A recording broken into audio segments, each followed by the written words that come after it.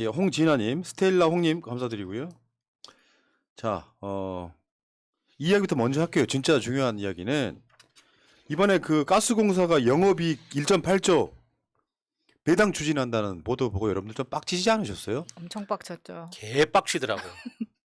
아니 요금은 요금대로 올려놓고 돈 없다고 이렇게 그러니까. 세금도 올리고 하는데 왜 갑자기 저 이익을 배당한다고 합니까?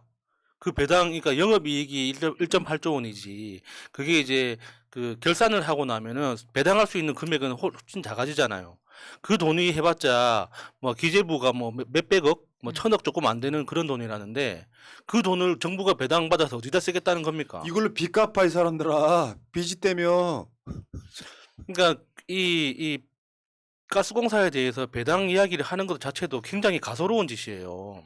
그러니까 우리가 일상적으로 이렇게 상식적으로 알고 있는 그 회계 처리 방식 있지 않습니까?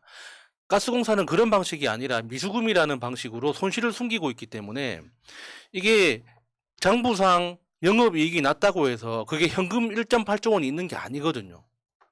그러니까 이거는 완전히 다른 개념으로 봐야 되는 건데 장부상 1.8조 원 영업이익이 났으니까 정부가 주주니까 배당하자. 이런 진짜 말도 안 되는 헛소리를 하고 있는 거예요. 그러니까 자기들이 갖고 있는 미수금 그거는 국민들한테 가스요금 폭탄 던져서 그걸로 갚고 이익이 남은 건 우리가 가져갈 거야. 이게 뭐 하는 짓이냐고. 그러니까 언론들이 이걸 실드 쳐주기 바쁘던데 사실은 미수금이란 이름으로 적자가 있는데 어쩌라고. 그래서 공사라는 게 있는 거잖아요. 그렇죠. 공사가 존재하는 이유가 그 공사가 없다면 그냥 일반 회사가 가스 민영화 시키면 되는데 공사라는 이름으로 사실상 정부의 이름으로 국민들이 받을 충격파를 줄여주거나 그걸 보호하는 역할을 하라고 공사가 있는 거야. 그렇죠. 에휴. 지금 가스공사 작년 영업이익 전망치가 1조 8,585억 원이래요. 근데 올해는 영업이익 전망이 2조 3천억 원이 넘습니다. 아니 뭐 하자는 거예요 지금? 그러니까 이것도 2조 3천억이 있든 2조 8천억이 있든 그 숫자는 중요한 게 아니라니까요. 실제로 가스공사는 대한민국 국민들이 안전하고 안정적으로 천연가스를 기반으로 한 에너지를 쓸 수 있도록 공급하는 걸 보장하는 게 역할이잖아요. 그러니까 왜 미수금으로 10조 원 가까이 돈이 그 손실을 감추고 있느냐. 그러니까 감춘다는 말도 좀 웃기긴 한데 가스공사는 외국에서 천연가스를 들여올 때 네. 짧으면 10년, 길면 30년 계약으로 들어온단 말이에요. 근데 실제로 국제 가격은 매일매일 변하잖아요. 그러니까 그 변동폭을 가스공사가 부담을 해주는 완충장치 같은 거예요. 그러니까 10년 안에, 30년 안에, 그러니까 그 들어오는 물량마다 다르겠지만, 물건마다 다르겠지만, 10년짜리는 10년 안에만 해소하면 되는 거고, 30년짜리는 30년 안에만 그 미수금 차이를, 그 손실 차이를 해소만 하면 되는 거거든요. 그러니까 그게 이제 모이다 보니까 쭉 계속 오랫동안 누적되다 보니까 10조 원 가까이 됐다는데, 그건 정부 차원에서 얼마든지 해소시켜 줄 수 있는 거예요. 이번에 추경으로 에너지 뭐 이렇게 작게는 5천억, 많게는 6조 원 정도 이야기를 하고 있잖아요. 그러니까 정부 출자를 해가지고 자본금 그 증자를 시키면서 미수금을 해소시켜주면 되는 거예요. 그러면은 국민들은 안정적이고 예측 가능한 상태로 에너지를 쓸 수 있단 말이에요. 아니 국제 가격이 올랐다고 해서 바로 가격을 올릴 거면은 공기업이 왜 필요합니까? 그러니까 내 말이 그거예요. 아까 말한 10년 뭐 30년이라고 하면 예. 사람들 되게 착각하는 게 이 추경호 이놈이 국회 나와서 하는 말이 가스 가격이 올랐다 이렇게 얘기하잖아요.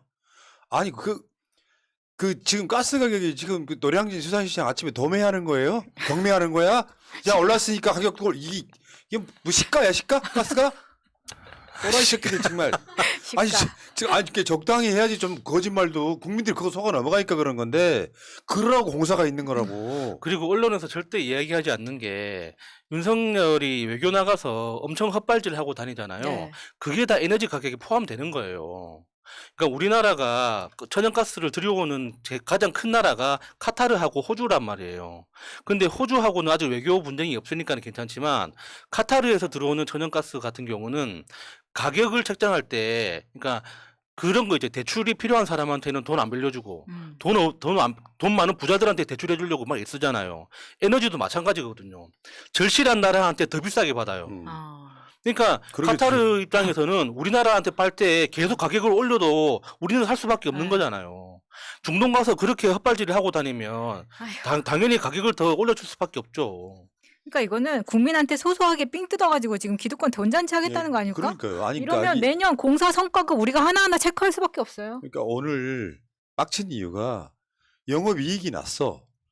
그럼 자기들이 배당받아가는 걸 하지 않으면 그래도 좀 어느 정도 예. 차라리 그 돈을 우리 빚 갚을게 하면 되잖아요. 배당은 배당대로 받고 부족한 소위 말하면 적자가 난 거 미수금 이런 거는 국민들한테 막 30-40%씩 뭐 그러니까. 배 이상씩 올려가지고 갚겠다고 하는 저 마인드인데 하나 더 빡칠 만한 이야기 하나 더 할게요. 지들은 전기 가스요금 올렸잖아요. 중앙정부는. 근데 지방정부한테는 요금 동결이 하고 있어. 요거는 좀 지지율 효과인데 우린 이미 올렸으니까 지방정부에서는 그 돈 올리면 안 돼. 지금 그렇게 압박을 하고 있는 거야. 예. 우리만 흑자 나면 돼. 이거야 지금. 그러니까 욕은 니들이 먹어. 이거지.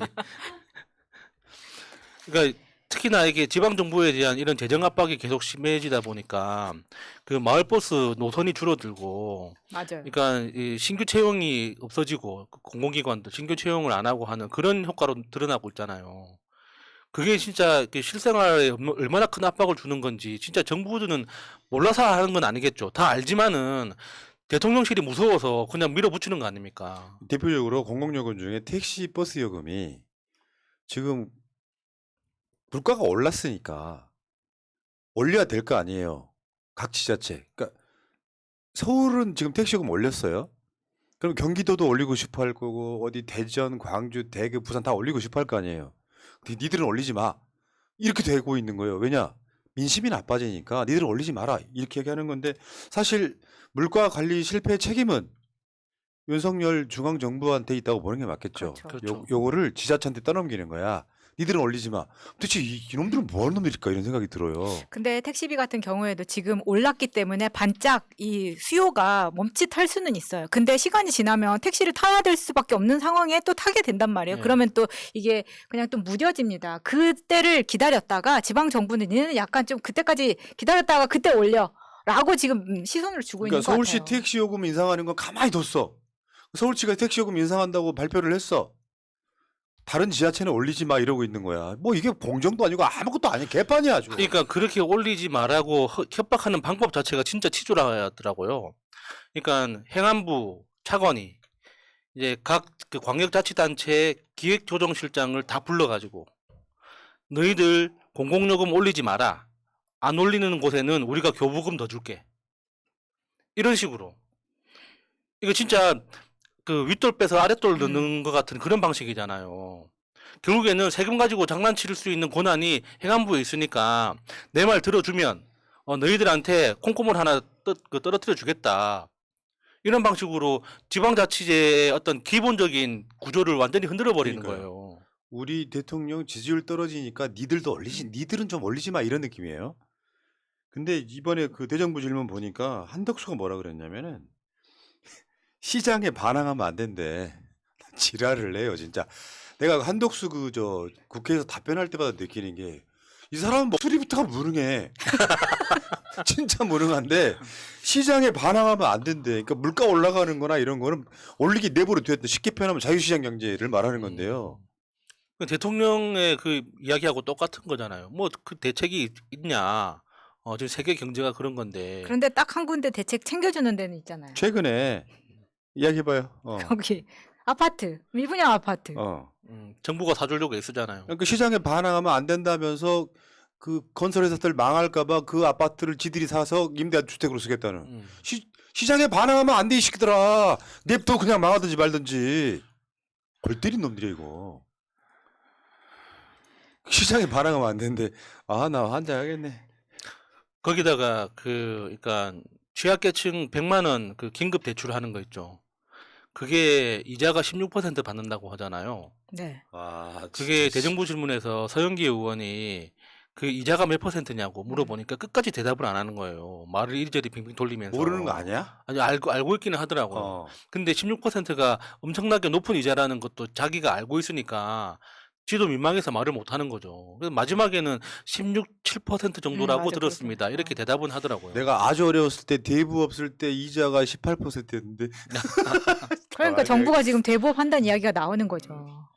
그리고 윤석열 비슷한 이야기했어요. 공직자들은 그러니까 공무원한테 하는 소리예요. 기업이라 생각하면서 정책을 펼쳐야 된다. 나 이 말이 되게 빡치는 거고요. 그러니까 그 MZ세대 공무원들 만나가지고 공직자들은 정부가 기업이라 생각하면서 정책을 펼쳐야 되는데 이것 때문에 우리랑 윤석열의 갭이 안 좁혀지는 거죠. 국가의 역할이 뭔지를 정확히 모르는 것 같고요. 잘 한번 생각해봐봐. 이직들 한번 해봐. 맞는 말 같기도 하지. 이번에 대정부 질문에도 비슷한 얘기가 나왔는데 공사가 있다고 쳐. 그건 대부분 국가가 운영하는 거잖아요.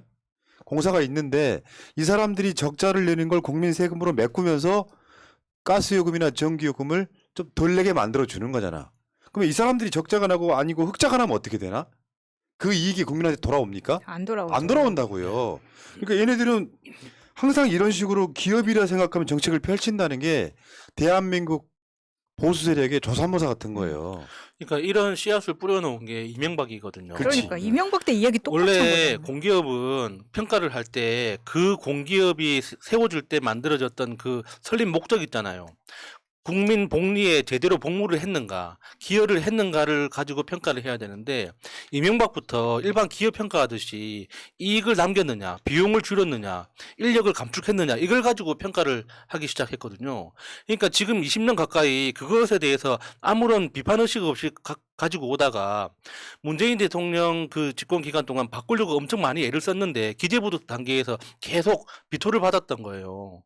그러니까 이런 식으로 공기업이 원래 해야 되는 역할이 있죠. 손실을 감수하고라도 국민 생활에 기여를 한다라는 그 목적을 달성하도록 만들어줘야 되는데 계속 돈을 남겼느냐 안 남겼느냐 돈을 남겼으면 배당하자 이럴 거면은 왜 공사를 만듭니까? 공기업을 왜 만듭니까?